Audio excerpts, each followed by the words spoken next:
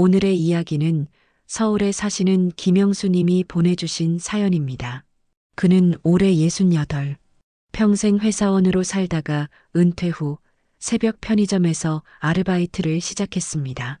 그리고 어느 날 밤 그는 40년 만에 그녀를 다시 만났습니다. 새벽 2시, 편의점은 고요합니다. 가끔 택시 기사님이 커피를 사러 오고 야간 근무를 마친 간호사가 삼각김밥을 들고 가죠. 영수 씨는 이 시간이 싫지 않았습니다. 집에 혼자 있는 것보다 여기서 누군가와 짧은 인사라도 나누는 게 더 나았으니까요. 아내는 5년 전 세상을 떠났고 아들은 멀리 부산에 살고 있었습니다. 명절에나 한 번 보는 사이. 그래서 그는 이곳에서 일하기로 했습니다. 돈이 필요해서가 아니라 그저 사람이 보고 싶었으니까요. 그런데 그날 밤은 달랐습니다. 문이 열리고 한 여성이 들어왔습니다. 영수 씨는 무심코 고개를 들었다가 멈췄습니다. 그 얼굴, 그 눈빛, 그 걸음걸이, 그건 정미였습니다.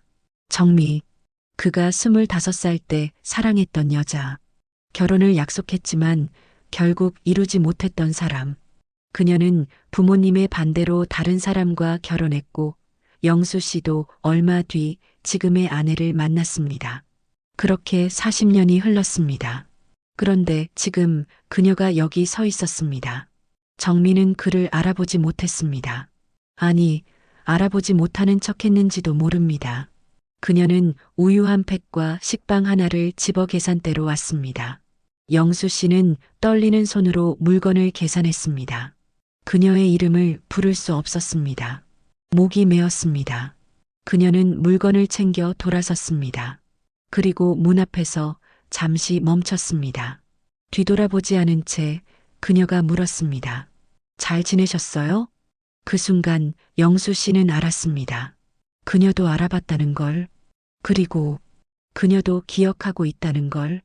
그날 이후 정미는 매일 밤 편의점에 왔습니다. 처음엔 아무 말 없이 물건만 사갔지만 사흘째 되던 날 그녀가 먼저 말을 걸었습니다.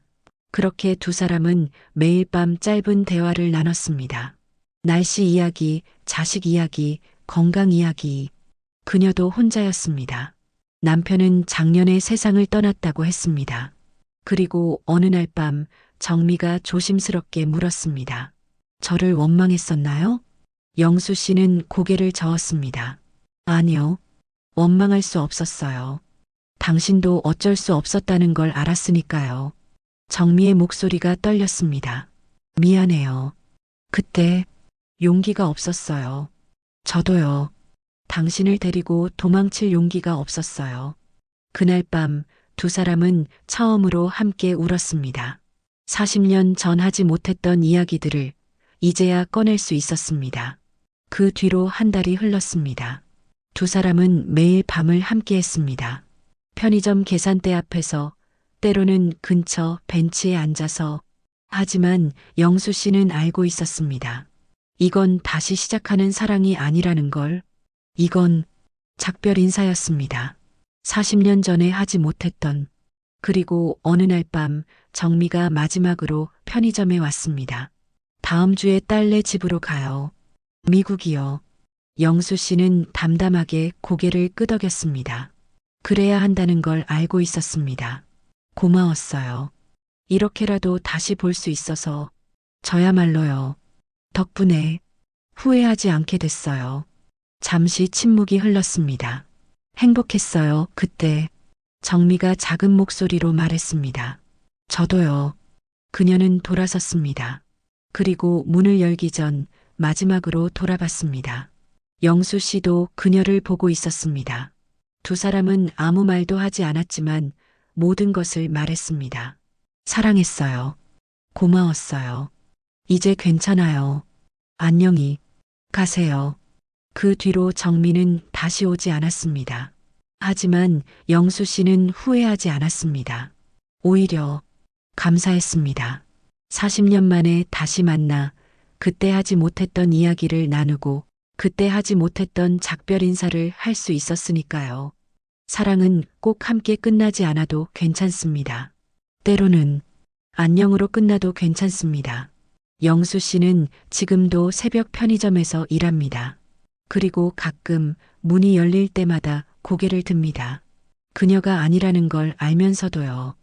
오늘의 이야기 어떠셨나요? 우리 모두에게는 끝내지 못한 이야기가 하나쯤 있습니다.